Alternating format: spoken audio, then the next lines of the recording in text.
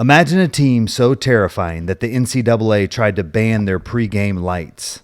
A team that wore all black sneakers like they were heading to a funeral, and the funeral was for their opponent. We're talking about a coach who chewed through towels like a golden retriever, a point guard with his jaw wired shut who still talked more trash than a New Jersey garbage man, and a superstar in Larry Johnson who was basically a brick wall with a 40-inch vertical. It was the ultimate 90s culture clash. The clean-cut golden boys of Duke versus the Running Rebels of Sin City. By the time the dust settled in Denver, the record books were shredded, Coach K was looking for an exit sign, and Las Vegas had its first and only national championship. Today, we're peeling back the neon onion. From hot tubs and the fixer to the greatest beatdown in tournament history, grab your black socks and turn up the volume. This is the 1990 UNLV Running Rebels on the mixtape.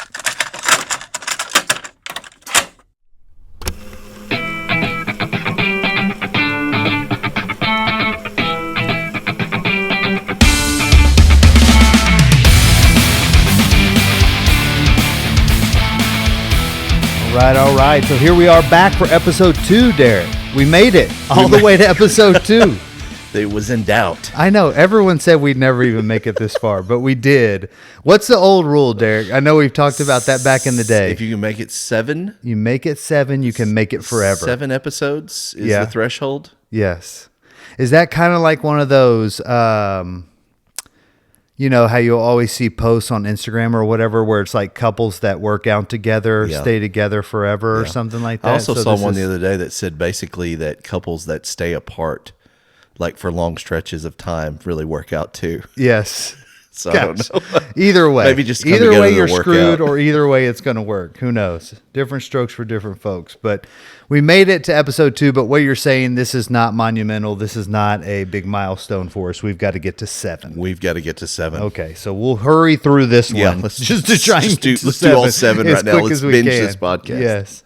All right, so the second episode, as you heard in the teaser, is about the 1990 NCAA National Championship game in specific, which was the UNLV Running Rebels against the Duke Blue Devils. And but we're also going to talk a little bit about how we got to that point, as well as a little bit of the aftermath of that, just because I think, Derek, that this team to me represented so much culturally. Not only did they kind of forever changed just the landscape of basketball in my mind, but they really were one of those first teams in my memory. So 1990, we're talking about 14-year-old Scott. Yep. The first teams in my memory where it was like all of a sudden, all the kids at my school were wearing, UNLV Running Rebels stuff, and they just we talked about how it kind of coincides with that a little bit, like the starter jacket and the hats and all that stuff. And all of a sudden, though, it did feel like there was UNLV stuff all over the school. And they really kind of made this giant impact because they kind of broke the mold of everything we saw in the 80s. There were glimpses of what was to come, but there wasn't really like this whole team and whole unique situation that was going on in Vegas. Right. If you look at college basketball, like the era of the personality probably started with Magic. I mean, arguably started with the UCLA teams in the mid '70s with Walton and Kareem and those guys. But to have, there's a through line with Ewing and Georgetown, and then to me, this was the first time that I had seen guys that were themselves on the court and were encouraged to be themselves on the court. And, they played a very fast, loose style of basketball that we had never seen before in college basketball. And we're going to talk about Tark, but Tark was a genius defensive mind when it came to the hard court. And then he gets basically these 5 athletes that just gelled in an incredible way and put together, arguably the greatest team that we've seen, college basketball team that we've seen in the last 35 years. Yeah. And one that really did it in a way that was just almost vicious feeling at times. And I mean, this game, which we'll get to here in a bit, is no exception to that, and I mean, they were just absolutely a suffocating defense, and then just with enough scoring power to boot. I mean, Right. on any given night, there were 4 or 5 different guys on this team. Now, again, you really hear primarily about 3, maybe 4, and only one of those being the point guard that didn't really score a ton usually, but just a really different team for sure. And I mean, I'll preface all this by saying, Derek, and you and I have talked about this, but somehow, even though I fit very much into, I felt like, in terms of kids of that time that would have been rooting for UNLV, some years before this, I had somehow attached myself to the Duke Blue Devils. And I know exactly when it happened. I think it was 85, maybe 86, when they lost to Louisville in the final game. Yeah. And it was very early, very influential days of my little sports brain and little Scott's head. And somehow I just really thought, man, this Duke team is amazing. Did you see Jay Billis and you were like, God, I don't think it was wanna Jay be Billis. I don't even think it was Coach K, even though now I think Coach K is amazing. I think Right. looking at old videos of him back then, it was kind of like, this isn't what attracted me to Duke basketball, I don't think. But nonetheless, so it was a little bit of a perplexing situation, I felt like, in my own childhood, of everything I was about in school and kind of the culture that was in our school was very much aligned with UNLV and kind of this fun, up-tempo, almost, I mean, hip-hop would be the soundtrack to their game, really. And that's what was taking over youth culture, at least for me at that point. But nonetheless, I will say I was rooting for the Duke Blue Devils in this game, unfortunately. That's really interesting to me because I was the opposite. Yeah. I hated Duke and then really grew to enjoy watching them, as I got older. Well, and the 30 for 30 that I think about with that is the I Hate Christian Laettner, because they really get into that and they really talk about how the culture, and again, that one is not necessarily aimed at UNLV by any means, but really just more the hatred of Duke and kind of what that divide was from a cultural standpoint, and who liked Duke and what they were seen as, which it was kind of like goody two shoes, preppy, white kids that were in this very rich program going to a private school that probably costs, I don't know, $100,000 a year to send a kid to, and small school and all the things that were kind of against what was popular in culture at that time.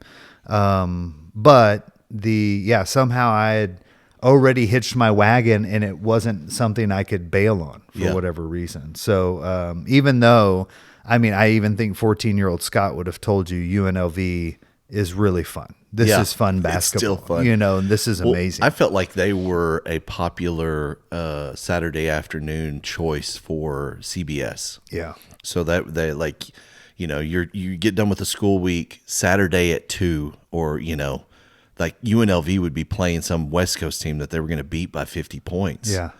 And it was almost like appointment viewing because you got out of bed, you got to have that early part of your Saturday and then get to watch UNLV and then go hoop until the sun went down.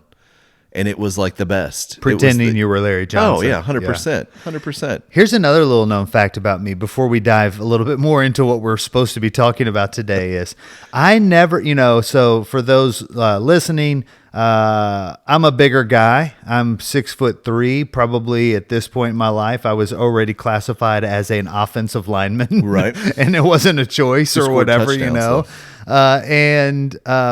I've loved basketball for as long as I can remember. I would, baseball is my biggest and my true love in terms of sports, but man, I've always loved basketball and I've always been a big fan of it and loved playing back in the day. But I would always, in my mind, be the point guard. So even on this team, Greg Anthony, even though how could no one want to be Larry Johnson? Right?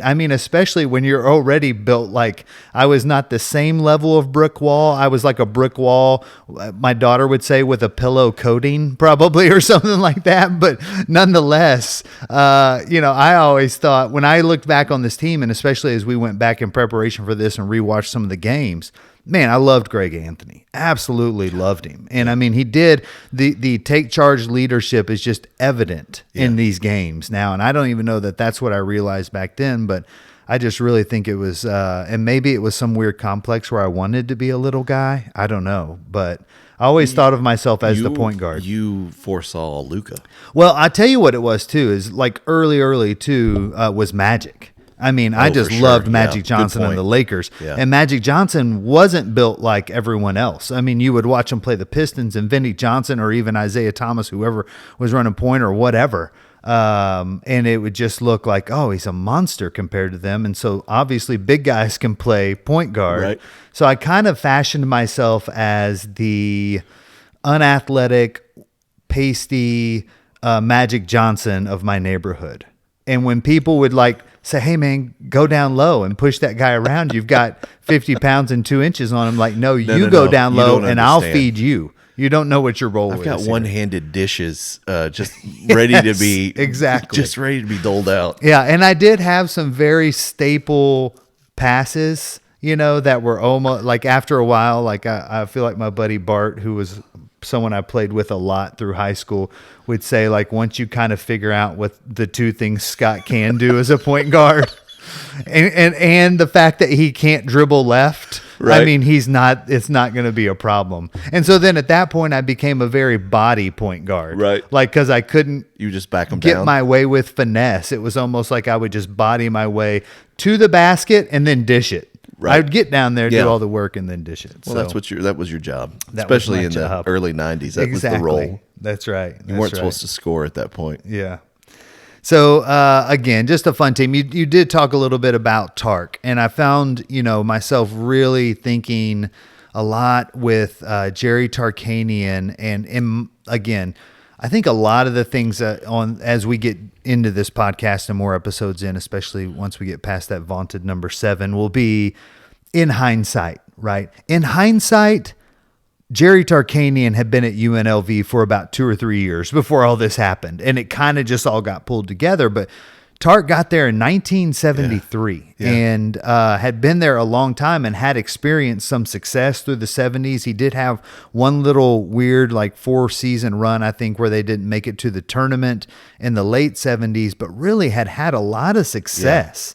But I have, again, it's hitting right at that point. I was 14 in 1990, but I have no recollection of UNLV to the point of I jokingly would think at some point in 1989, I had to say, what the hell is UNLV? Like, what is this and where is this or whatever, just because I felt like in my mind, they just burst onto the scene. But again, that's probably a little bit in Scott's sports development brain, just getting to the point of paying attention. And that probably also speaks to the reach of the media. We did not have ESPN2 at the time or ESPNU. So ESPN, if it wasn't on ESPN, you weren't seeing it. Yeah. And the CBSs of the world didn't pick them up until this crew showed up. Yes. So you're not, and even then it was probably very limited because they were playing the West Coast Conference. They're playing, teams that we knew even less about than UNLV.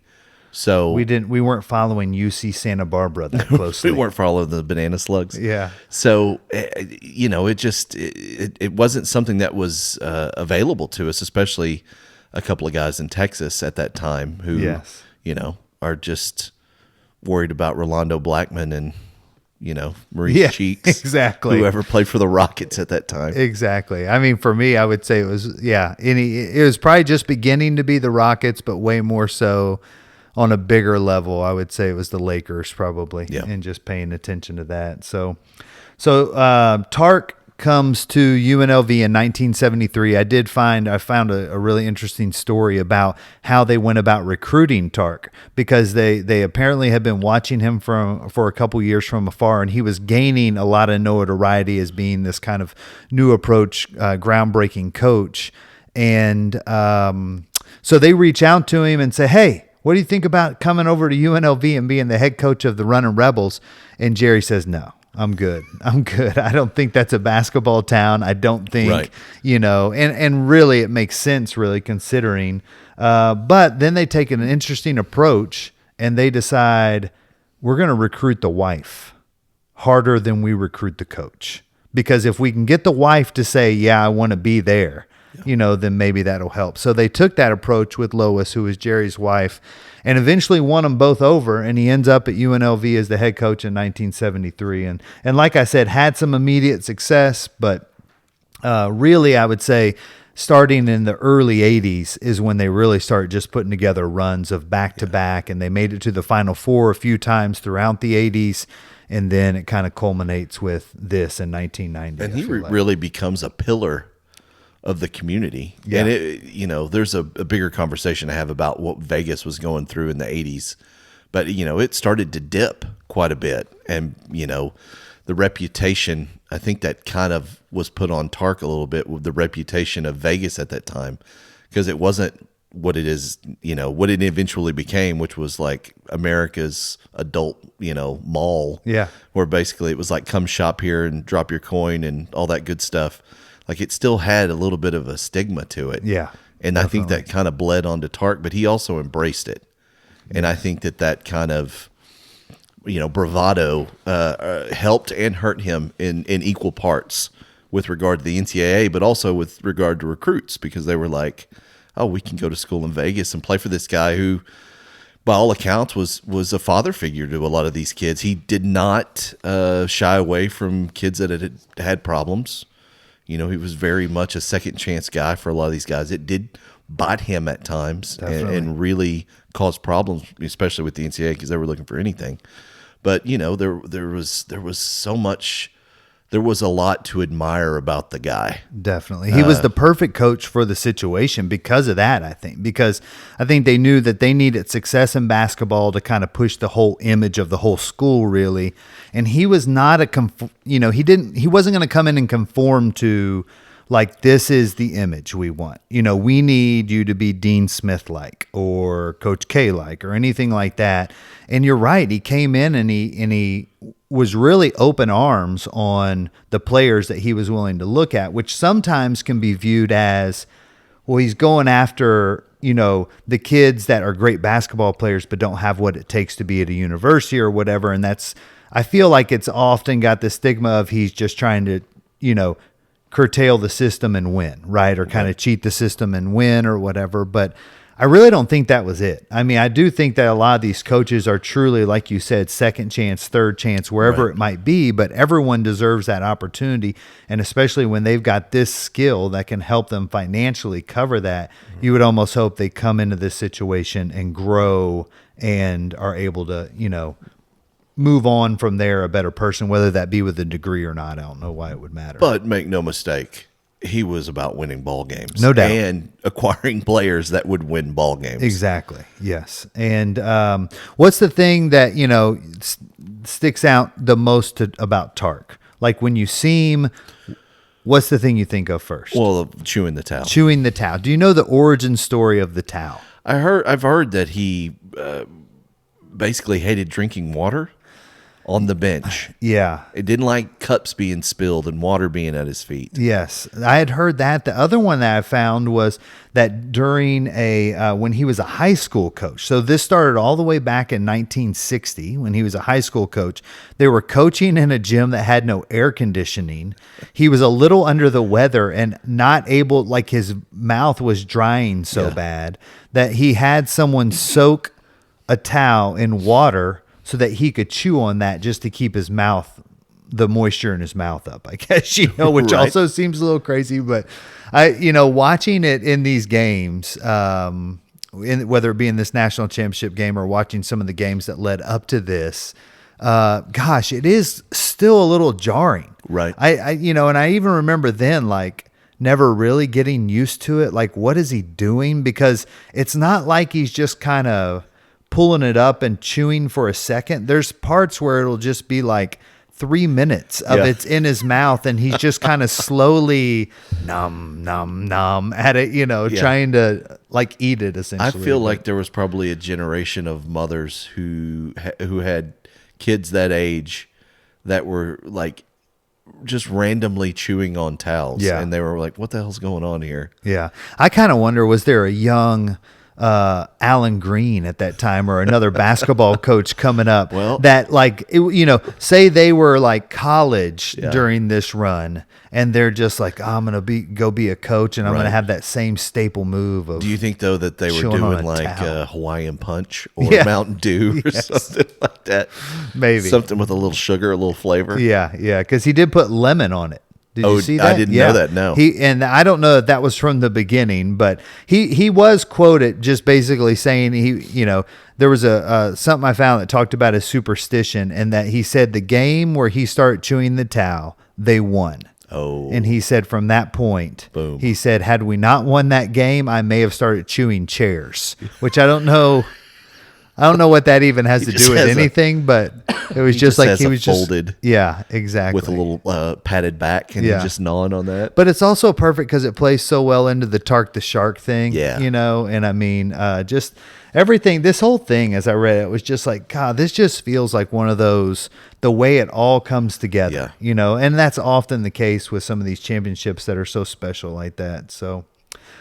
All right. So moving on real quick before we jump into the game, I did want to talk about a couple of the stars from UNLV, if that's good with you. 100%. Hit it. And let's start with the captain, Greg Anthony. So he was one of the few here that he actually did. Never mind. I was going to say he came straight out of high school. He did not. He actually went to the University of Portland for just a short stint for his freshman year where he was the freshman of the year.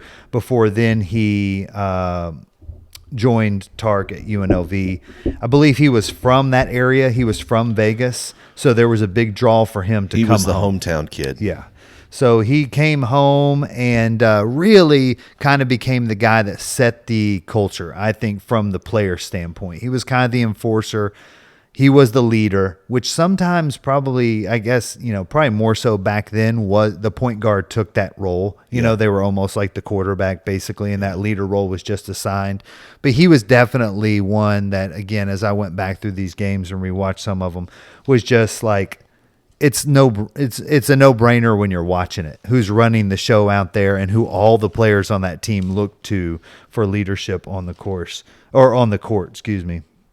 The one cool thing I found out about Greg Anthony was, I don't know if you'd ever heard this, but he gave the same speech in the tunnel before every game. And it was called the Air Force Tunnel Speech. Have you ever heard this? I have not heard this. I'm going to give it to you real quick. Hit me. And I honestly went and tried to find him because I was like, this has to have come up. He's very much a TV personality now.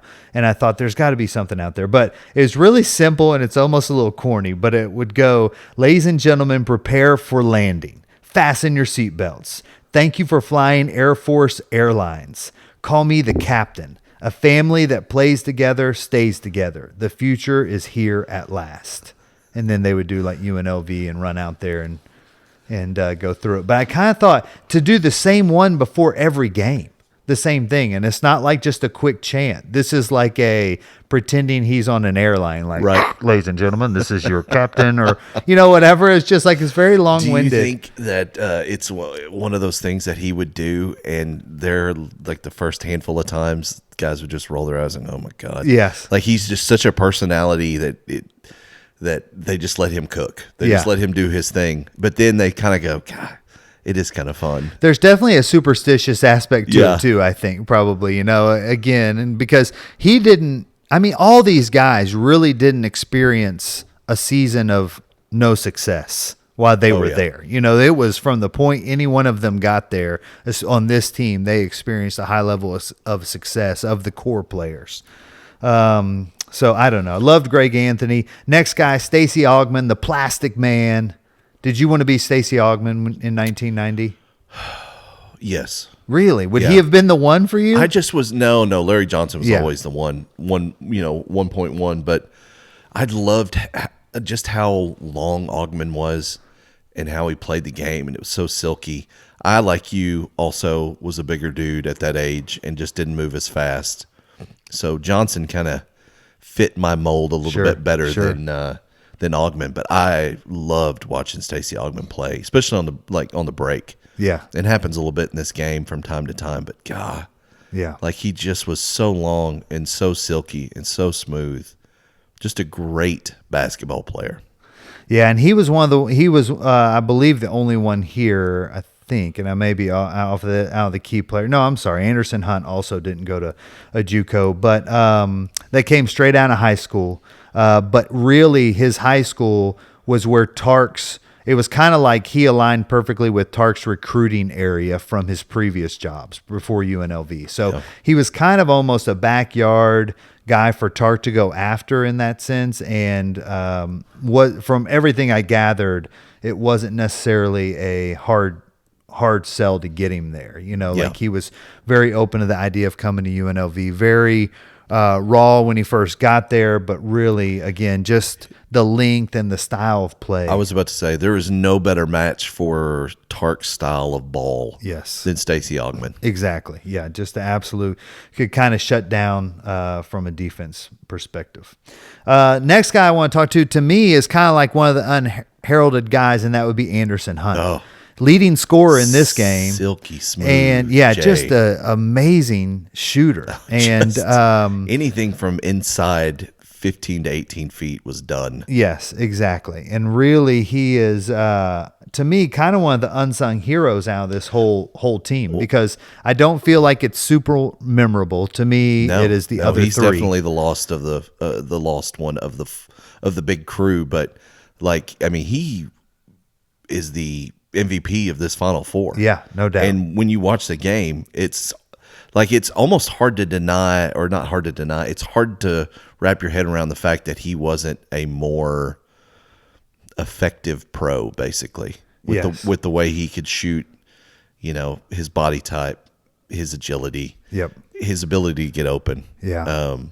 So originally from Detroit, grew up, wanted to be in the Big Ten.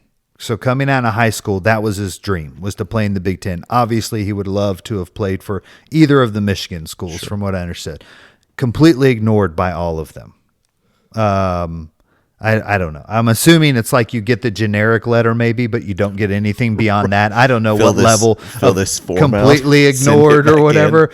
But he was being heavily recruited the whole time by UNLV. And again, he obviously a shooter. And they basically, UNLV told him, and I found a quote from Tim Gergerich, who I believe was an assistant coach, who said, we eventually won him over by saying at UNLV, we don't care if you shoot from half court as long as you're wearing our jersey. Because basically, I guess the other schools that had talked to him about, we don't want the volume that you shoot with in high school or whatever. And he was a volume guy for sure. We don't want those threes. Yeah. What a negative play. Yes, no doubt. And he was the most outstanding player of the 1990 Final 28 points in the final? Yep. Is that what he had? I've got it here in the plethora of 29 points in the 12 of 18 from the floor, 29 points.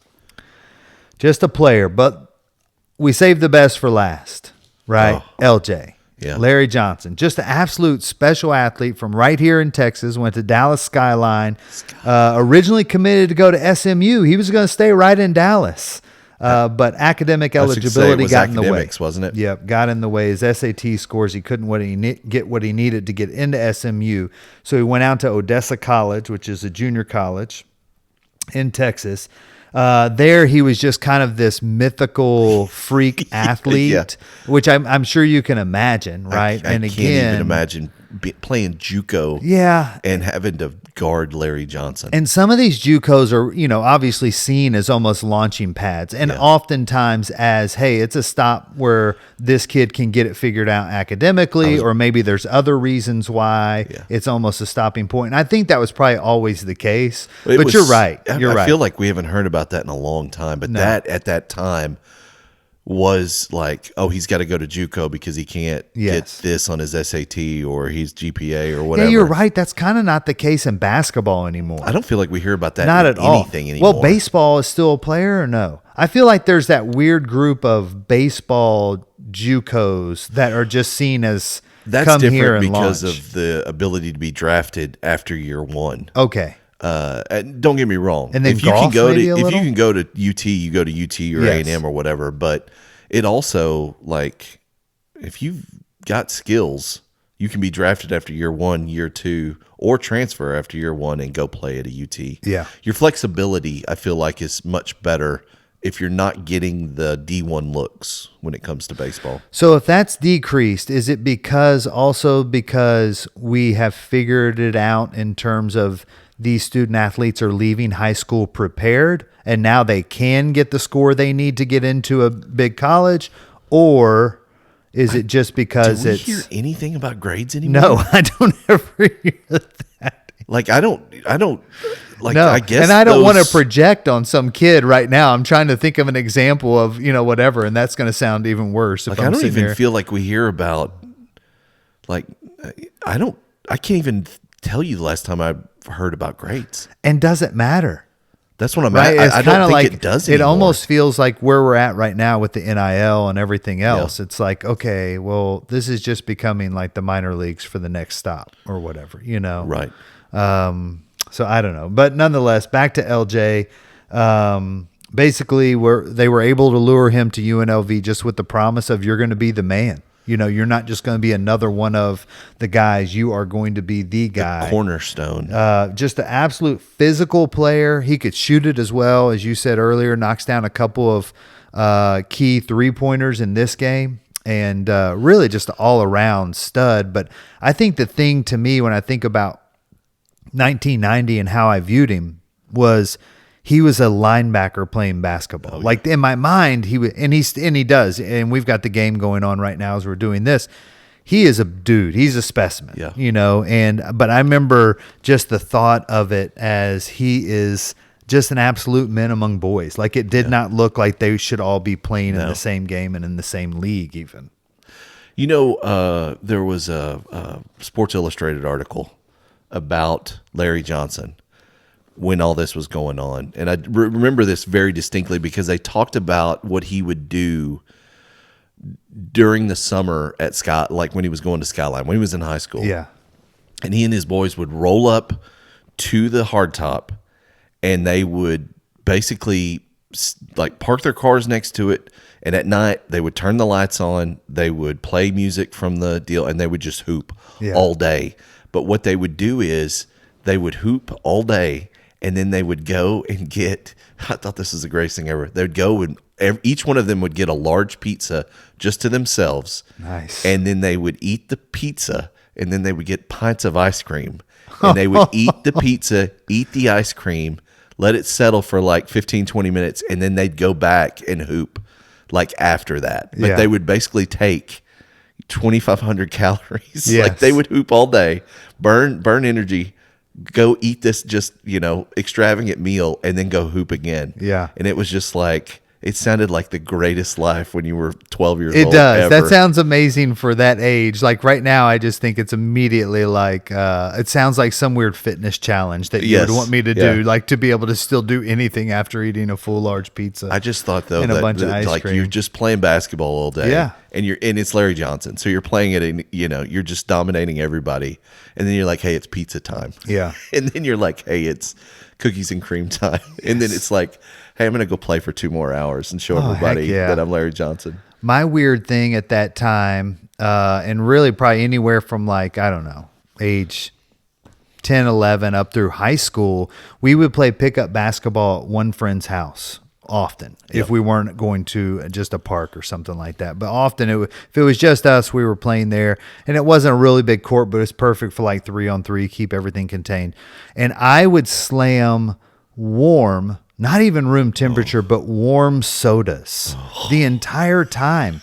So his mom was one of the first cool moms that shopped at Sam's Club. And the Sam's Club was in Houston. So it was like a 90-minute drive. But so when they would go, you're not just going and buying one case of Coke or you're buying like a pallet or whatever. Like Sam's Choice, whatever it was at the time? No, I mean, they would buy Dr. Coke. Lightning I or feel like whatever it it would was be called. Coke, Dr. Pepper or whatever. But then they were also like, they would only keep a couple in the fridge. I don't know if they were worried about expending too much energy, like cooling all those or what.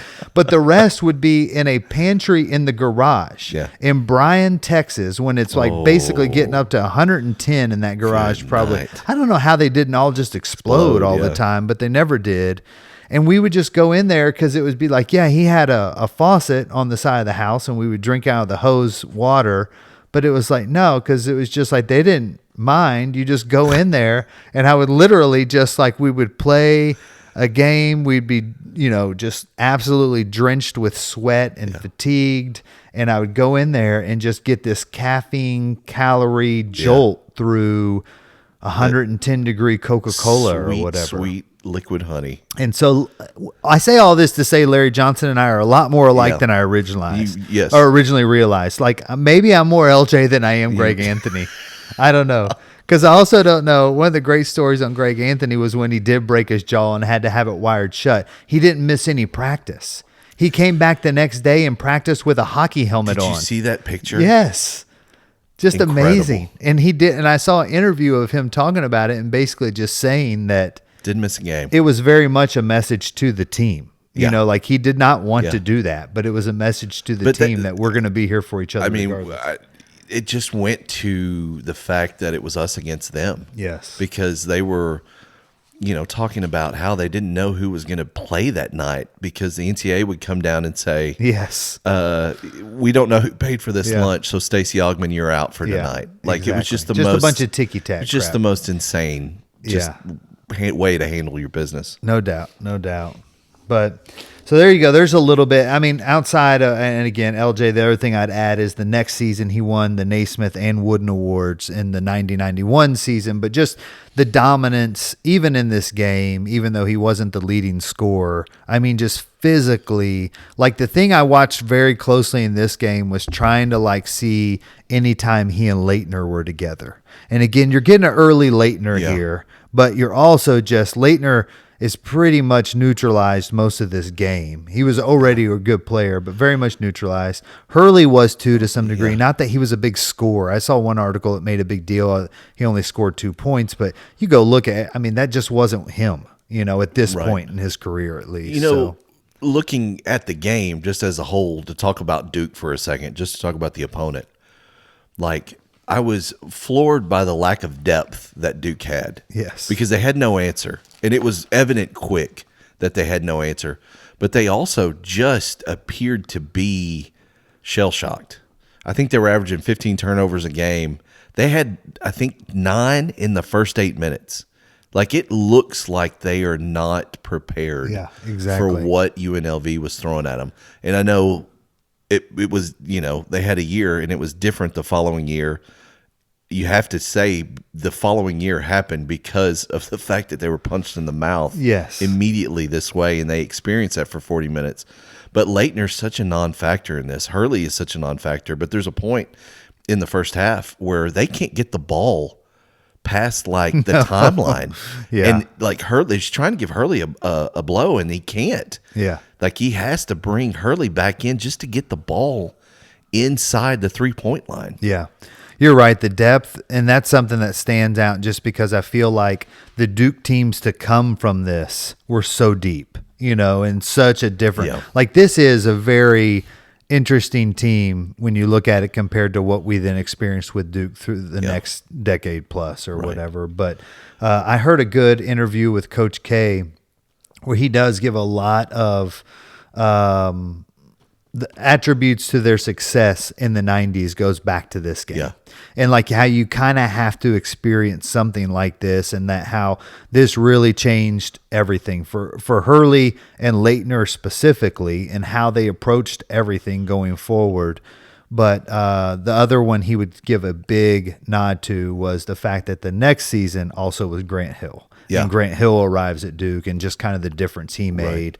And he talked a little bit about just overall the depth of the team. And he didn't word it that way, but he basically just said, we got more good players. Well, just to wrap a bow on Duke, and then we can move on to UNLV. But in the YouTube broadcast, how you can see if you start to scan the timeline, if you start to move the cursor along the timeline, it'll give you the peaks, what people watch the most. Yes. Did you see that the most watched moment was when Leitner gets high-fived in the face by Thomas Davis? No, I did not see that. And pokes his eye out. No. This game is such a Like there's no peaks and valleys in this thing. It is immediately from the jump, straight UNLV. Yes.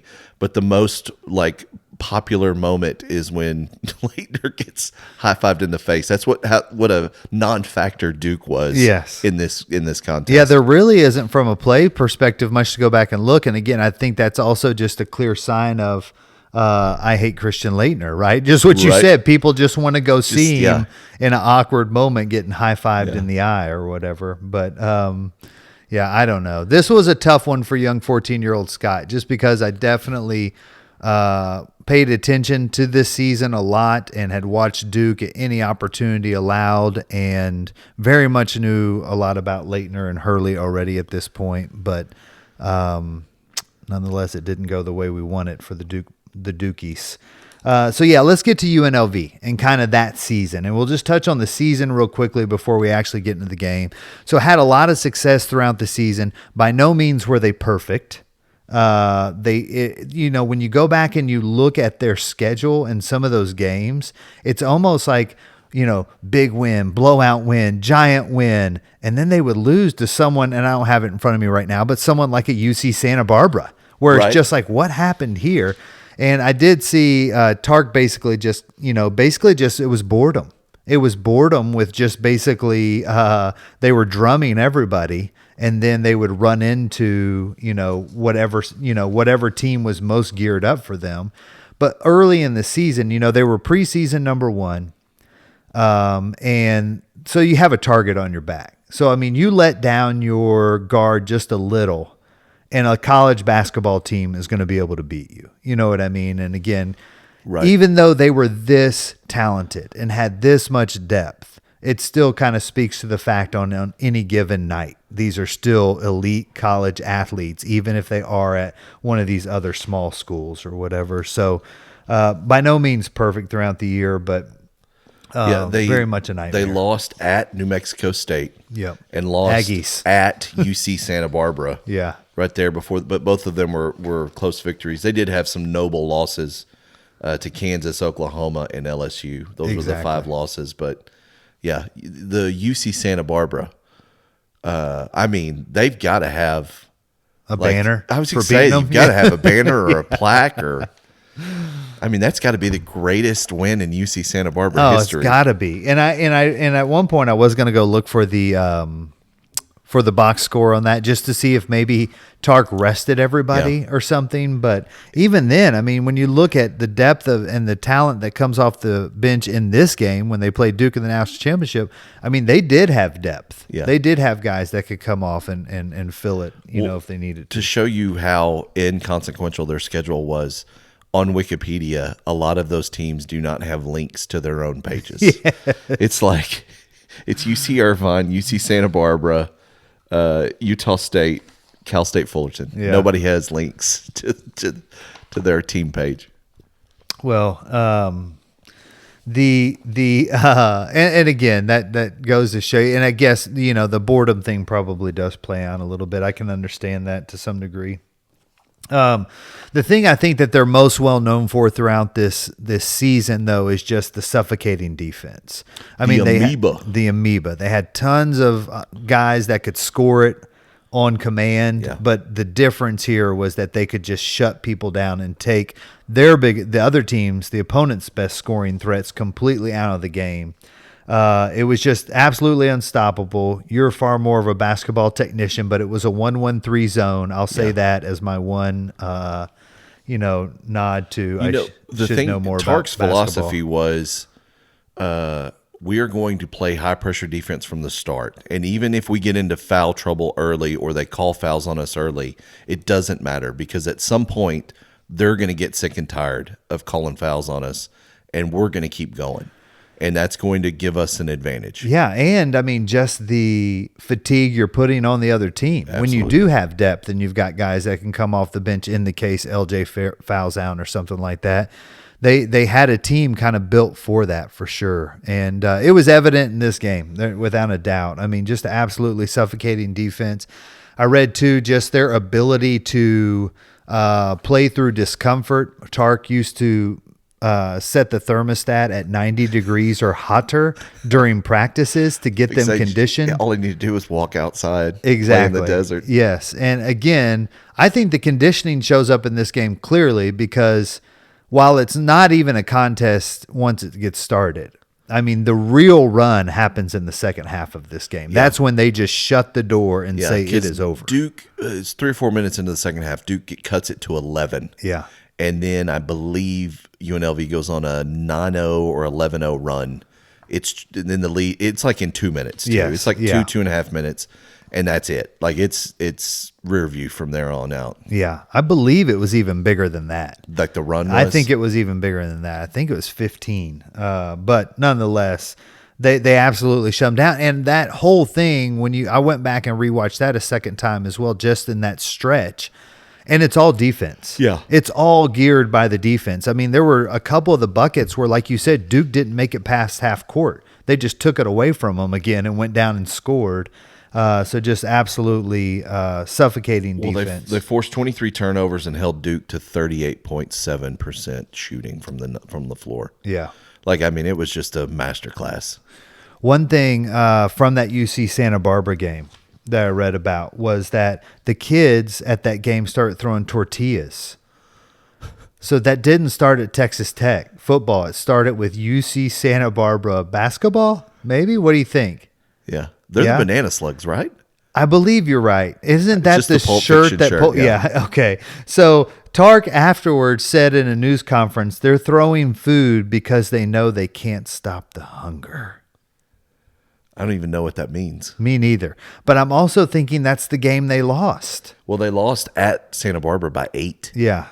And this was at that season And they at didn't UC even Santa Barbara. And the tournament, the West Coast tournament was like a week later, and they didn't play Santa Barbara. No. Like they played Cal State, Fullerton Pacific, and Long Beach State, the 5, 6, and 7 seeds. Someone else eliminated the banana slugs, is what you're saying. Yeah. They couldn't even make They it had back. big game letdowns, Scott. Yeah, exactly. All right, so let's jump to the game itself. In Denver, Colorado. So again, you talk about conditioning. I don't know when the last time you tried to run up and down a basketball court 100 times in Denver was, but I'm going to guess it feels different from where we're at, and probably even more so than Vegas and I know this is just else. a footnote, but they had played, excuse me, they played their semifinal against Georgia Tech, who had Kenny Anderson as the point guard. The great Kenny Anderson. I loved Kenny Anderson. Yes. Loved Kenny Anderson. As a point guard, I loved him myself. As a fellow, as part of the point guard fraternity that we're in, I also have similar said love for Kenny Anderson. We dish it. We dish the rock. That's what we do. You're like, imagine. No. Kenny could score. I'm Kenny Anderson. Yeah. Kenny could score. Yeah. And they beat them by 9. But, that was an up and down game. I mean, they played 2 up and down games in Denver. Yes. At the McNichols. And, by the way, quick thing. We've got the game going on the TV. Yeah. The just lack of fanfare on the court. It was the first thing. There's no, it looks like Bryan High. I mean, there's the big McNichols and the big Denver on the sidelines, but there's no massive mountain at half court. No. There's the key, the paint is literally just orange. It's almost like Syracuse colors. Yeah. And it kind of goes to a lot of things with this is I feel like this is the end of low production. Yeah. Everything about this, even watching it, the replay of the television broadcast, how nutty does it make you that the score's not on the screen? Dude. 90% of the time. I was sitting there going I was trying to make notes while watching the game. Yeah. And I'm like, they don't have the time on there. They don't have the score. So it's 3 or 4 trips back up and down. And then they're like, oh, here's the score. Flash it up for 4 seconds. So did the generation before us have just such outstanding memories and they were able to track it to where at any point they were like, well, obviously it's. Well, I mean, it was what they were used to, right? Yeah. But what sense does it make? I don't even understand. You know what I mean? Why wouldn't the score always be on there? Unless, I guess it was just a process. It wasn't like a button. I'll be honest with you. In terms of just watching basketball, it is more pleasurable. but you are not tuned into what's going on. I disagree. I think it's not like the score is taking away from what you visually see now. Another thing too is that the graphic was a third of the screen. Yes, you're right. I think if you're having to operate with that thing at the bottom. Yeah, you're right. If it's got to be that graphic, then I don't want it up there that often. If you're just wanting to watch basketball for the pure pleasure of basketball, for the pure love of Anderson Hunt's jumper, that's all you want to see. And hearing Brent Musburger go, "You're looking live at the Mile High City." Yes. Oh, I love Brent Musburger. Cold mornings, frosty windows. Yep, it's that time of year. So treat yourself and start your day with a cup of fresh roasted Sterling Roastery coffee, sourced from around the world and roasted multiple times a week for unbeatable freshness. It's the kind of warm-up every sports fan deserves this holiday season. And right now, you can win one of 3 $50 Sterling gift cards, perfect for gifting or building your own winning lineup of Java in the morning. Enter today at sportshistorynetwork.com/giveaways so you can wake up, warm up, and Sterling up this holiday season. Again, that's sportshistorynetwork.com/giveaways.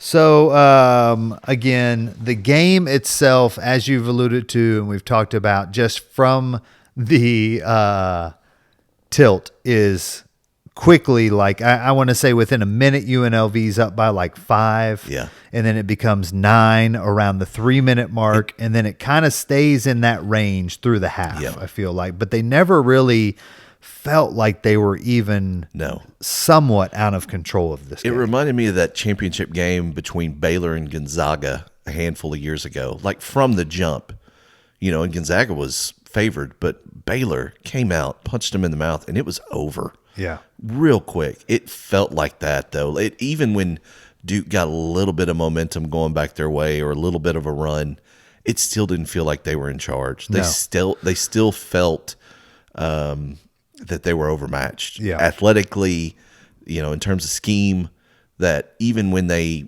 were able to it was just like everything they had to get it back to 10, 11. Exactly, yeah. And then that UNLV would just step on the gas. Well, and the that wasn't the expected, situation. UNLV was favored by, I believe it was only by 4.5 points. Yeah. And so even, again, I feel like in hindsight, it's easy to look back and think, oh, they were just so dominant, right? They should have just crushed Duke. But I do think from a national perspective, and at least with the media's influence and all that, it was supposed to be seen as a closer game. Obviously. And Duke was a 3 seed, which is interesting because UNLV for the most part, they were a top 3 team just about all year. Yes. They had a rough patch at the beginning of the year, but then they really were able to because even like when they lost to Santa Barbara, they ended up they went up. They went from 4 to 2. Yeah. After the loss to Santa Barbara, like it doesn't make any sense. Yes. They would be 10 right now if that happened. Exactly. Yeah. But that was the power of UC Santa Barbara, I guess. At that time, the Slugs. Now it's I want to you can lose to them now and still go up in the rankings. You know what? I'm changing my mind. Our next podcast is just going to be we're going to track the game down. Yeah. We're just going to do that game. I bet we could find even a player that would jump on with us. I bet you we could. Or a student, just a student from Bob that time. Johnson, Santa Barbara Insurance. I wasn't at the game, but he just uses it as a plug for his business. Yes, exactly. Hey, we're game. If Bob Johnson wants to come on, we'll let him plug the business. Bob Johnson Insurance. Yes. Maybe we'll buy some insurance. Advanced refrigeration. Time. Yeah. So looking here, actually, that run was 18-0. Oh, they ran on an 18-point run in the early in the second half. So and it was again just kind of all driven by defense.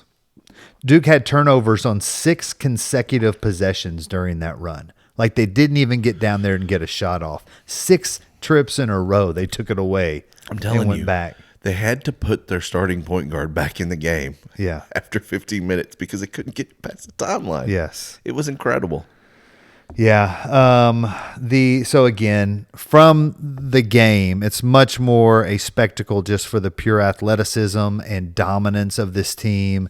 And I think one of the things too that I thought was a lot of fun was watching Tark throughout this, not being someone that's gone back and watched a ton of UNLV highlights or, hey, rewatched games. I just noticed too, YouTube's moved us to another game. I Yeah. was about to be like, Sugar Ray was at the game. They're playing Loyola Marymount at home. Yeah, I think this was the first game of that season. yeah. Because Stars.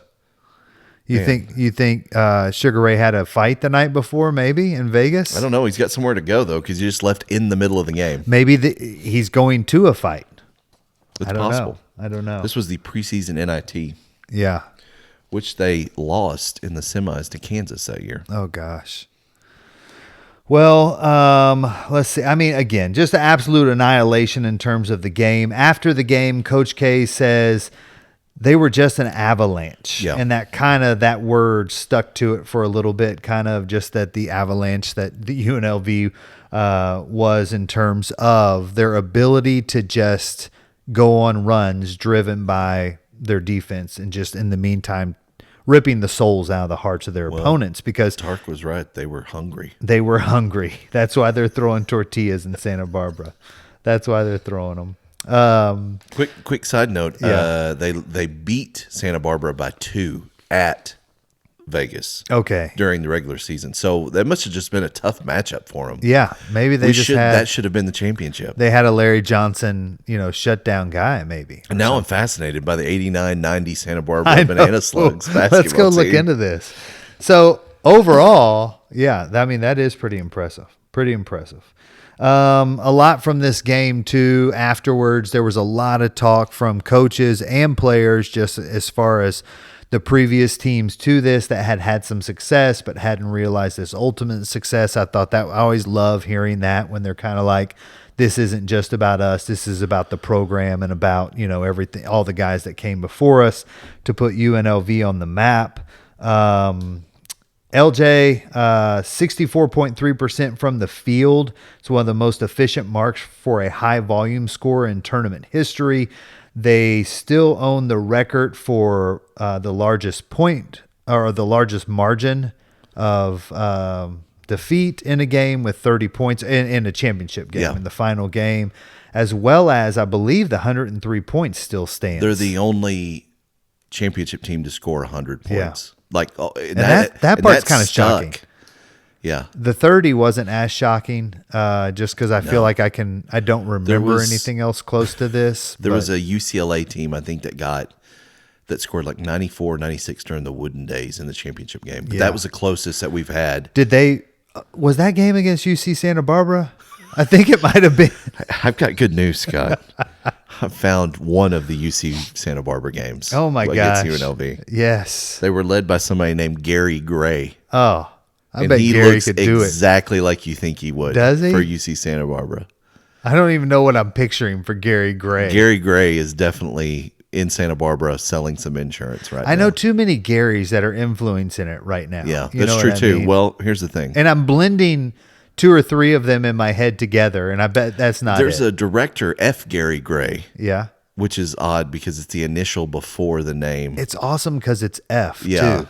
I But, always thought I would do that. He has directed some bangers Yeah. along the way. But Yeah. Gary Gray is F. Gary Gray is black. Most notably, Gary Gray which is one white. did he direct? Give me one, because I know something. He directed The Italian Job. He directed. Oh gosh, Gosh, we're You going put to me turn on this the into spot. a movie podcast all of Oh a my sudden. gosh. It's going to turn into more about F. Gary Gray. I'm sorry. I'm probably not thinking of the same guy then. He directed The Negotiator, straight out of Compton. That's what. Okay. Set Yes. It Off was his big. Yeah. We're moving on. Straight Outta Compton, which didn't deliver that well. Oh, Not wow. his best work, or what? Oh, Did you wow. love that movie? I thought it was very enjoyable. Okay, well, Sorry. puts me in a Sorry, bad spot. Eazy-E. Sorry, Duke fan. Sorry. that you didn't like the NWA movie. Right. Sorry. You are a Maybe you would card-carrying enjoy- NCAA Yeah. executive committee member. Maybe, yeah, exactly. Dang it. I'm going to be in that bucket forever now. All right. So I thought go ahead. Do you have any more on the game? I wanted to say, if I can make a comparison Yes. with what we've got going on right now with Indiana football, who before the season had the most losses in FBS history amongst the schools in FBS, the most losses before the year. Gosh. They were the doormat. worst all-time team heading into this Not just in their conference season. You're saying in all of college basketball, Yes, D1 college Northwestern and Indiana were like 1 and 2, and Northwestern gosh. clipped them because of their successful season. just because they're in the Big Ten, I guess. But right? that I Just don't getting- feel like people are truly appreciating this Indiana football story. I'm not. Because it is remarkable that Yeah. they are. I mean, this is, who's the worst basketball team? Like 80 Sterling Clippers. Yeah. Or the Sacramento Kings. Like this is just like, it's incredible how and UNLV had success. Don't get me wrong, but they were a West Coast Conference team.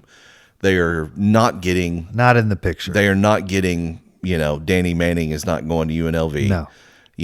Whoever the top dog is each year to come out, UNLV's not in the conversation, and they put together a team. No Sam Bowie for you. No Sam Bowie for you, sir. And they're putting together a team that is, arguably, at some point we'll revisit the following year's UNLV team. They were better than this team, but this team is arguably, one of the greatest college basketball teams ever put together. Yeah, no doubt. No doubt. It's definitely in the conversation. Yeah, I would agree. And really like then kind of launching from this game, all the heat ramps up even more on UNLV now. Everything that was, all the eyes that were on them from the NCAA and maybe even from media, it was 10x that now, and looking for problems. And kind of as they got out of this game, that was very evident that they were going to be pinpointed to some degree as, a troubled program or a program not doing it correctly. And that definitely hits them for sure. And it's just steeped in racism. Like I was reading this quote to you. I'm going to read it now. So the guy who really hated Tark, he from the NCAA, his name was Walter Byers. He was the NCAA executive director. One of those Byers boys. This is a quote that he gave to the media about this 89-90 UNLV. Say quote several times. I'm going to say quote. Maybe do it in a different voice. Because I don't know. he hated this team, and this is why he hated this team, Scott. Yeah. He said, and I quote, Tark's black players play a fast city lot basketball. They play a fast city lot basketball without much style. Grab ball and run like hell. Not lots of passing to set up the shots. He later described UNLV style as, quote, ghetto run and shoot basketball, end quote, with little concern for defense, which is ridiculous. Has he watched their defense? They were incredible defensive team. Has he watched the defense? His quotes probably came back to bite him because, Tark leaves and goes to coach the Spurs, and then there's still NCAA. So basically, he sues the NCAA for harassment. Yeah. And they settle for $2.5 million. Yes. So there was something somewhere. Yeah. You're not getting $2.5 million unless there's a paper trail. Exactly. And I'm sure Walter Byers' quotes didn't help him. He was the one that created the trail. Just with that. Just with that. Yeah. But can you imagine if somebody in the NCAA came out and said that out loud? Oh my gosh. Can you imagine the firestorm that there would be at this well, point? and it's also a little crazy because it's 1990. Right? Man, I don't know, dude. I mean, I feel like we should have been beyond this. That kind of quote being said. Making me want to talk about OJ right now. Yeah. Okay, I get it. Just in my head. You know what I mean? I want it to be better in the 90s. Nightline, Al Camperis talking about, he ruined his career, ruined his life, basically, in an episode of Nightline because he talked about black men could not be GMs for a variety. Do you remember that at all? No. That was... And what year was that? I think it was like 88 or 89. Okay. You want to talk about jarring. Yeah. That is jarring because he is on national television basically saying that black men do not have the mental wherewithal to be GMs and managers in Major League Baseball. Yeah. That's was a unbelievable. firestorm. Unbelievable. Yeah, we could spin off on a whole different tangent here right but now. I do think it's an important part of the story because it definitely is. Obviously they had a body that was in charge of them who hated the fact that it was a team that played a loose style of basketball, completely led by black basketball Yes, players. exactly. And I mean, you add to it kind of humiliating one of the blue blood teams right here in this final game. Oh, for sure. I mean, you can understand why it would ramp up all of the eyes. It led to a ban. They did not want them to win the trophy the next year. Exactly, and they did everything they could to stop that for sure. So again, we won't get a lot into that next year, but the big thing here is that the major players on this team all come back. Yes. And not that was that shocking probably in 1990. There's Tark with the towel.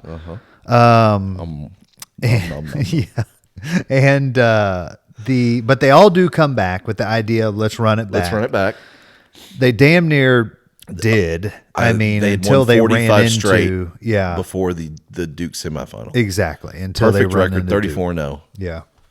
Duke, who, like as Coach K said, it was almost like this game created the Leitner and Hurley that we all really remember, and just kind of really the whole mindset culture shifted for Duke after this game, and then also the introduction of Grant Hill. That was the Leitner shot Kentucky year. Yes. Yep. Did you see that last night that happened in the LSU Kentucky game? No, I didn't. Kentucky did it to LSU. Oh. Three-quarter inbound, three-quarter lengths of the floor, 2 seconds left.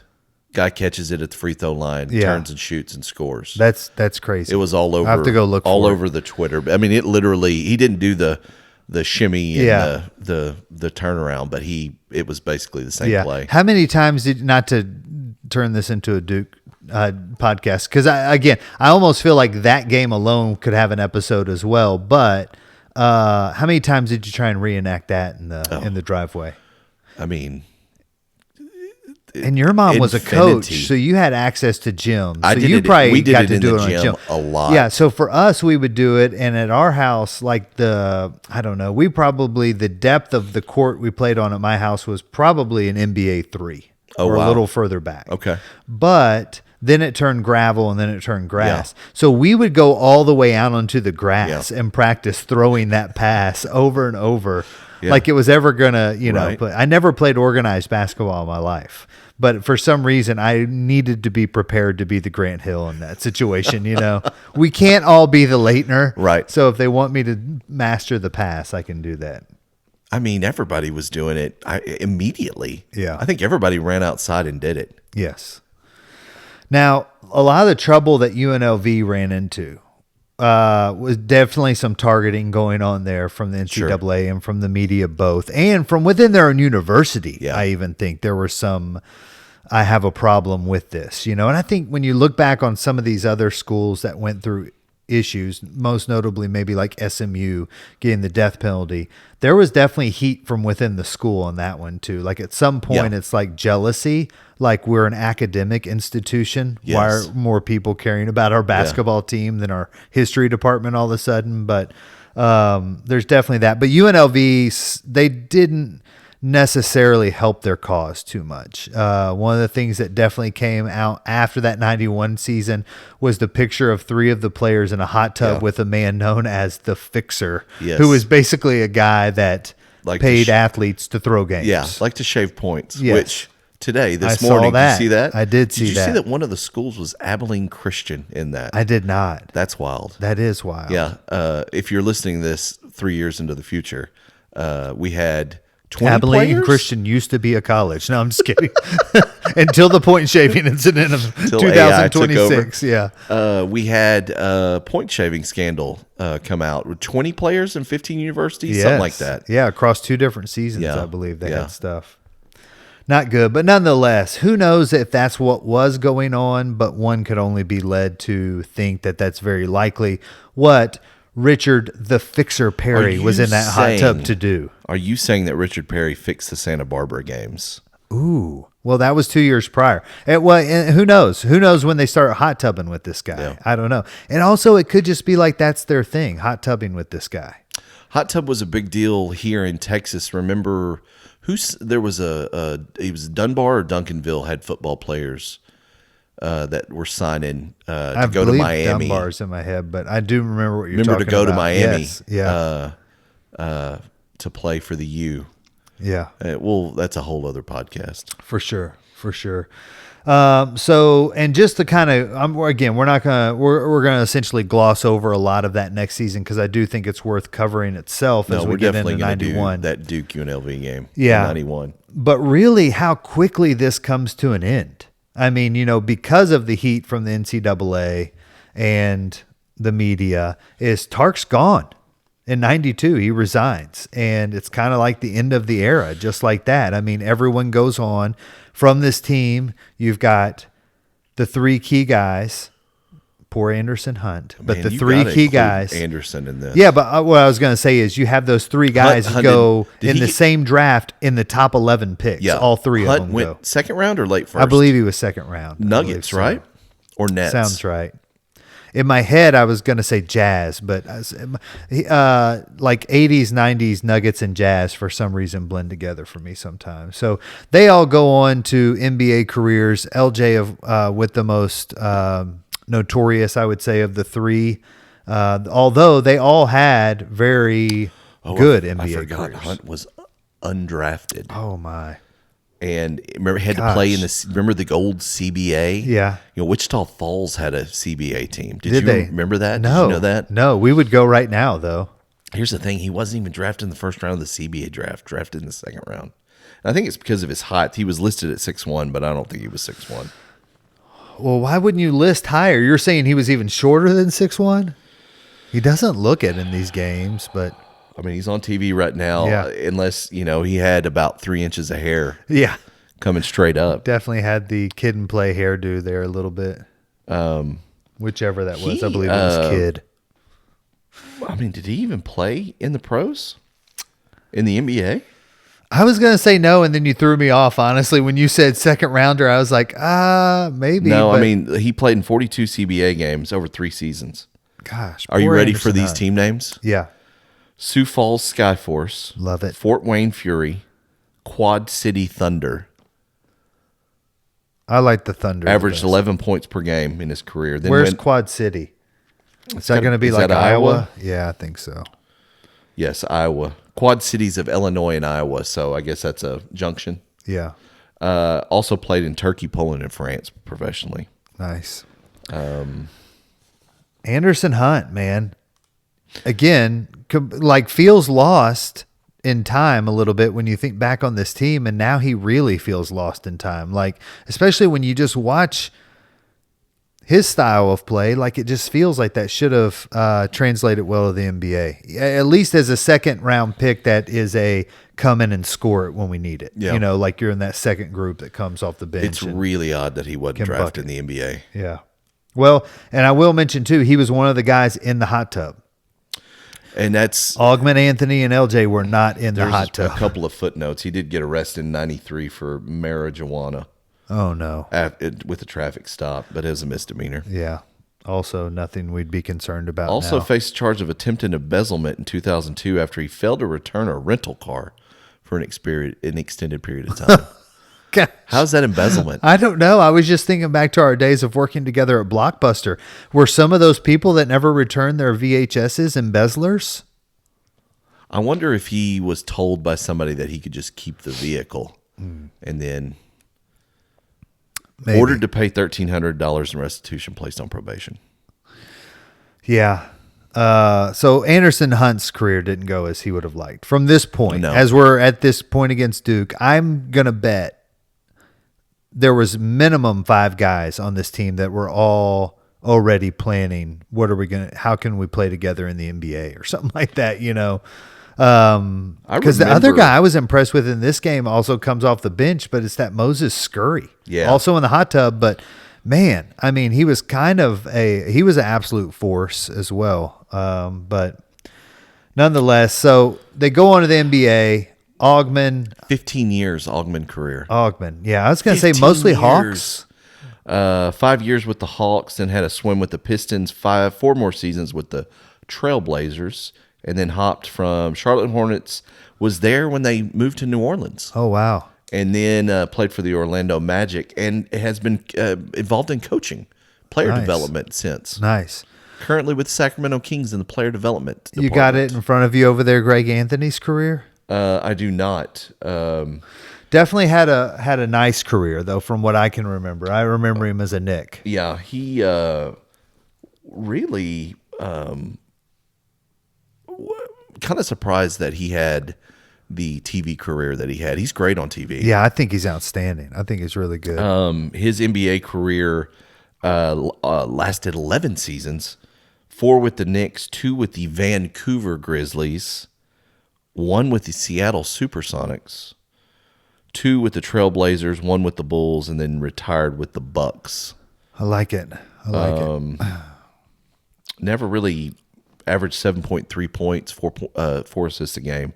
Never really much of a superstar. Well, sometimes us point guards get glossed over like that a little bit from that era, especially like Good he and point. I were. No pun intended. So and then you have LJ, who basically goes from this larger than life player at UNLV to an even larger than life player in the NBA. I can remember, and again, this is now peak NBA fandom for me. Is in that early 90s time frame. I can remember everything about him being drafted, his rookie year, and just that he came in and was immediately dominant, and playing at such a high level. An all-star out of the box. Yes. Absolutely. And injuries really derailed Changed his career for sure. He just was never the same player. Yeah. Changed his style for sure. The thing I remember most about LJ off the court was Grandmama. Of course. And have you ever heard the story of how that came to be? Or kind of what should have been? Did you and I talk about this at all already? No. Okay. Go ahead, please, for the audience. So when LJ was meeting with, he was signed with Converse. Yes. Right? And that's where the Grandmama thing comes from, is this Converse ad. But he signs with Converse. He meets with their marketing team and all the special people that make all those decisions at Converse. And they pitch him this idea. They say, okay, we're going to do this like it's a Frankenstein story. And we're going to take the 2 greatest players ever to wear Converse, which would be Magic Johnson and Larry Bird. Note Johnson and Larry. And we're going to have them as doctors, like Dr. Frankenstein, building the greatest NBA player of all time, the perfect player. And so it's going to be like this whole, they pitched the whole first commercial to him is like he's going to be laying down and they're going to be hovering over him, maybe a little maniacal laughing in between. And like he'll have the whatever. Because he could shoot. Yeah, so he'll have the shooting game of Bird and the whatever and the smile magic. Yeah. I don't know where they were going to go with all that, and he loves the idea. Wow. Absolutely loves the idea. Everyone loves that idea, right? I love that idea. I think I love Grandmama, but I would have loved Magic and Bird to be part of it. I love that idea so much that I wish the Matt Damon, Ben Affleck movie Air was about this idea. Yes, exactly. So maybe we make a movie about this idea. I don't know, but and then he goes, and that's what he thinks is going to happen. And then it's time for him to show up for his first shoot. He walks into the dressing room, trailer, whatever it was, and he notices that all the stuff hanging on this hanging rack that's in the middle of the room is ladies' dresses, some high heels were even there, and wigs and ladies' jewelry. And so he is like, hey, what's going on? WTF. And they tell him, nope, change of plans. One of those guys wouldn't agree to do it. It was Bird, wasn't it? One of those guys wouldn't agree to do it. Now, I heard Larry tell this story. Larry Johnson tells the story. And he was on the Up in Smoke podcast. And one of the hosts of that podcast did exactly what you just did. They said it was Larry Bird. And so Larry Johnson said this, I will tell you this. Larry Bird loved me from the point I got into the NBA and helped me anytime I needed it. And then they said again, but then Bird did that. He said, I'll say it again. Larry Bird would have never done anything to hurt my career, and he supported me at every turn or whatever. Wow. So it was magic. Magic shut it down. According to Larry, according to the Up in Smoke podcast, give everybody the right props here. But I was a little bit, The reason I said that is, have you heard Ezra Edelman talk about when he was doing the Larry Magic? No. he did a Larry Documentary, Magic yeah. doc.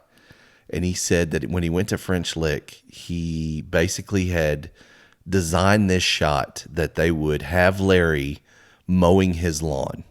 And it would be Magic in LA doing all the business stuff and Larry in French Lick mowing his lawn to show the paradox of who they are now, but also to kind of play it against Steele. And Ezra said that he went to Larry. He interviewed Larry because I think Magic was the one that basically called Larry and said, "Hey, will you do this?" And because Larry didn't want to. And Ezra said the most nervous he's ever been was explaining this shot to Larry. And Larry looked at him and went, "Yeah, I'm not doing that." Really? Yeah. And Ezra was just like, okay. Yeah. But basically, Ezra was like, we had this planned out. So in my mind, when you said that, I immediately thought of Ezra's story, which was Larry was like, absolutely not. Yeah. Which I was trying to think, why do you think Magic stands in the way of this? Well, I mean, it could be as simple as he wanted money or more money from it. It had to have been that because those guys were always, I mean, like the Bird Jordan McDonald's commercials are the most famous commercials of our youth. But hear me out on this Scott's conspiracy theory, right? 1990, was this 3? I guess 92, 93 was his first year in the league, I think. I think, was it 91? I mean, he got drafted in 91. So 91, 92. Yeah. Larry Bird's career is over. Like, he is. When does AIDS come? 93? I believe so. But 92? My thinking there is still Magic is very much maybe still perceiving himself as, I'm not the doctor creating the greatest player. I am the greatest player. You know what I mean? I don't know. That was just a thought of like Bird is in a different place. And there could also be something weird there, I guess, where, it could have just been as easy as money or time or conflicts or whatever. Yeah. But it did seem kind of odd to me. Okay, so the AIDS announcement hadn't happened yet. Yeah. That was 4 months after he gets drafted. And the Lakers are outstanding at this point still.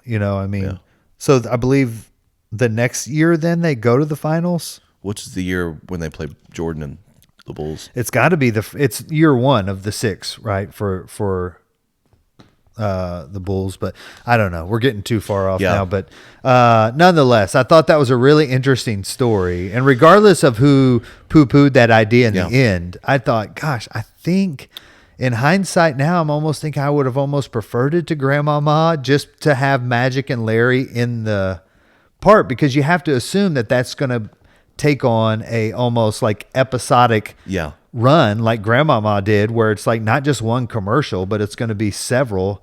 And again, a lot of that just being that I was still very much in awe of Larry and Magic, and I think we all are still even today. But I think that would have been a lot of fun. Do we have a quick time for a quick aside story? Always. So we love card shows. Yes. We love card shows at this time.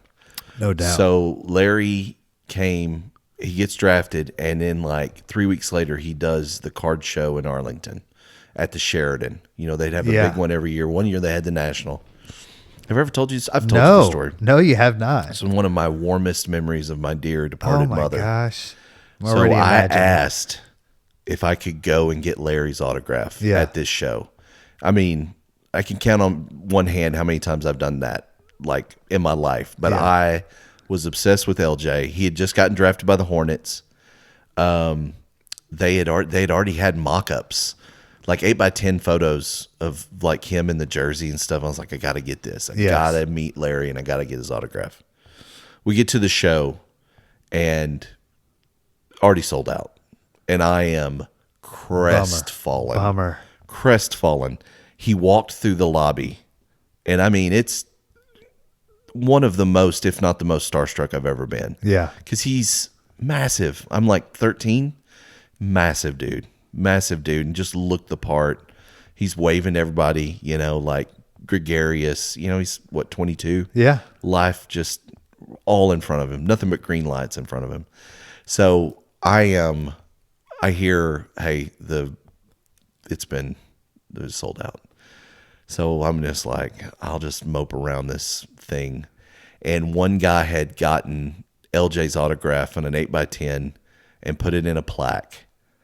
And it was like, he wanted $50 for it. I can't remember what his autograph was for, and my mom looked at it and went, let's get this. Yeah. And I mean, held it to my chest Oh, the rest of the gosh. time. Yeah. And one of my warmest memories of my mom was her looking at me and going, "Hey, let's get this. This is what we came for. Let's Yeah. get this. Let's get it done. That's awesome. That is so awesome. Whatever $50 in 1991 It's like $1 was, million now, it was probably. $1 million. Yeah.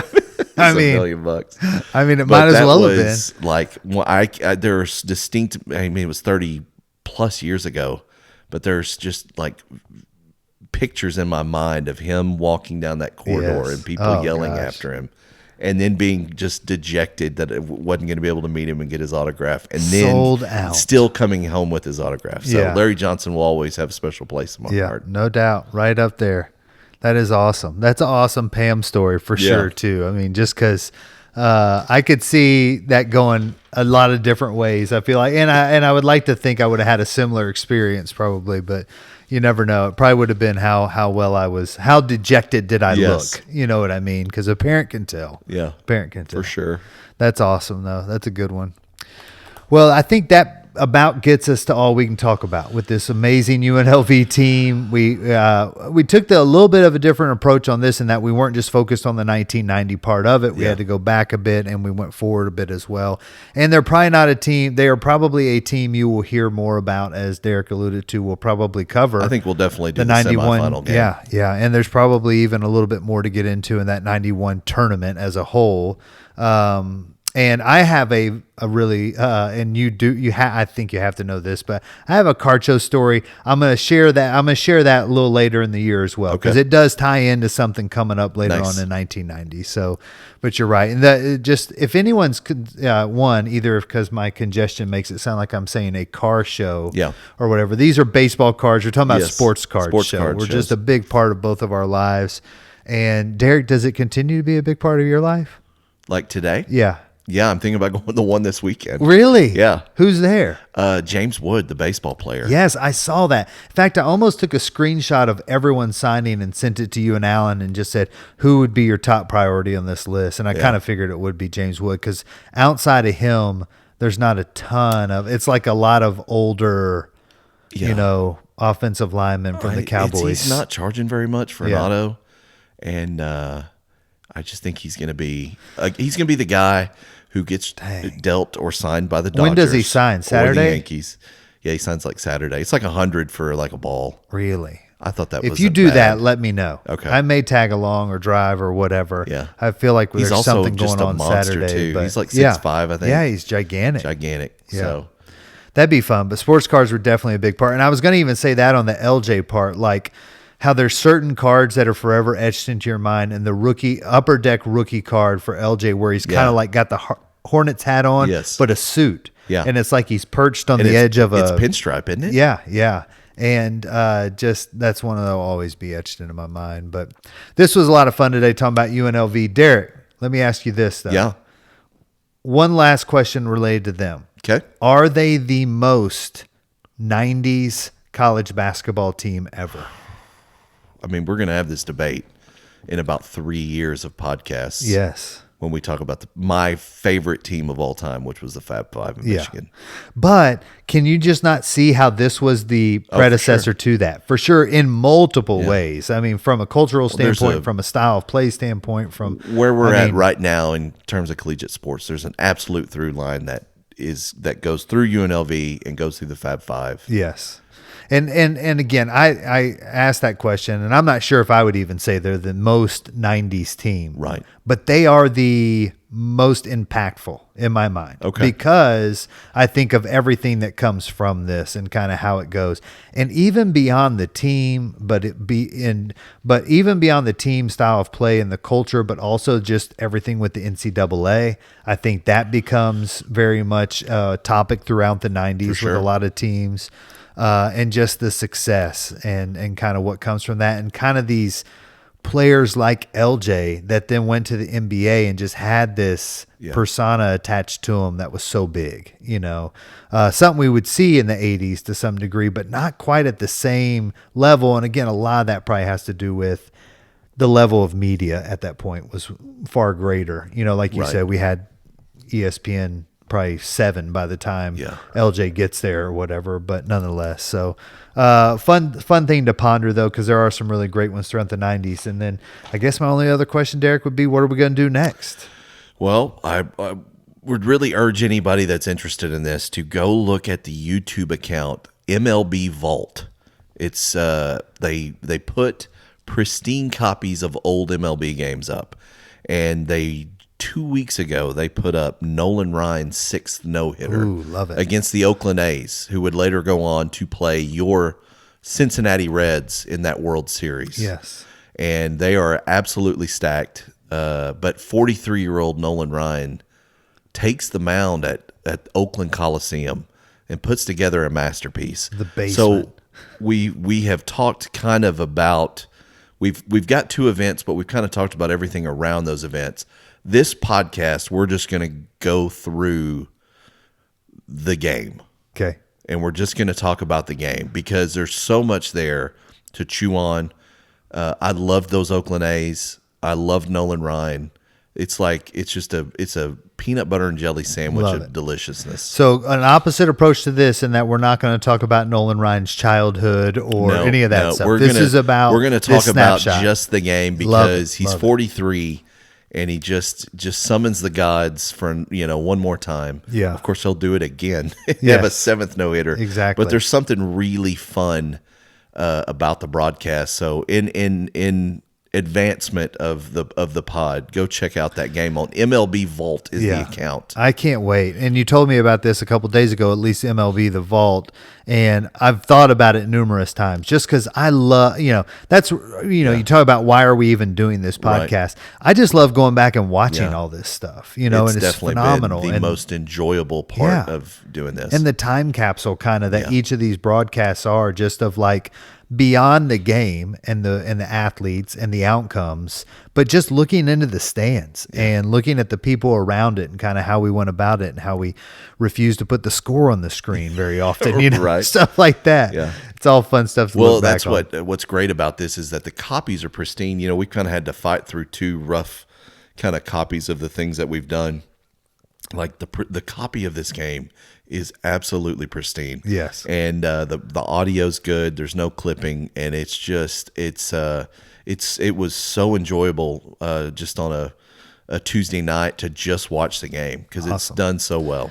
Well, I can't wait for that. That'll be fun. So that's what's coming up next. But this will wrap it up then for this episode of the 90s Sports Mixtape. Again, we are part of the Sports History Network. You can learn more about us or about the network at sportshistorynetwork.com. Do we have any sponsors that we do have some sponsors, but we're going to do them justice and we're going to fit it in right in the middle this time or something. So want to thank all of our sponsors, though, that are part of the Sports History Network, and really want to thank the Sports History Network for just kind of welcoming us with open arms. Definitely go out there if you have interest in doing something like what we're doing right now or finding other podcasts that are covering sports history. That's where you start, sportshistorynetwork.com. So go check it out. But until next time, this is Scott signing off. I am excited about Nolan Ryan. That's Everybody have a great day. Yeah, have a good one, guys. Thanks.